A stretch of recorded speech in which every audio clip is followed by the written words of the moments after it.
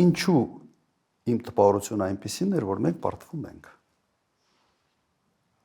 Ես չի տեսնում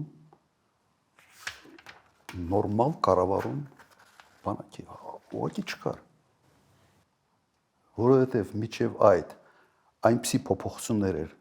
կատարվել հրամանատարական կազմում եւ առանցքային պաշտոններում նշանակվել են մարդիկ, որոնց հակով չէր այս պատերազմը։ Սա ակնհայտ երևում էր։ Իսկ կադրային քաղաքականությունը հետևյալն էր, ինքը չէր վստահում բանակին եւ ուզում էր բանակում կարևոր պաշտոնների վրա ունենալ լոյալ մարդկանց։ Իսկ լոյալ գեներալը կամ լոյալ բարձրաստիճան սպա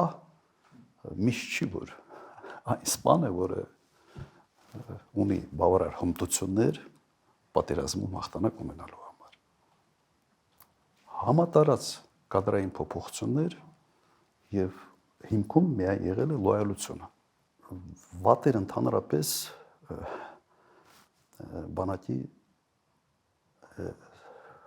մատակարարման հետ կապված ուղղակի բոլոր հարցերը։ Բոլոր, անխտիր։ Միջպատերազմը հայտարարվել էր, որ օդը փակ է, չէ՞, եթե չեմ սխալվում։ Ստեփանագերտի օդը փակ է, Արայիկ Հարությունյանն էր ասել։ Բացարձակապես այդպես չէր։ Բացարձակապես։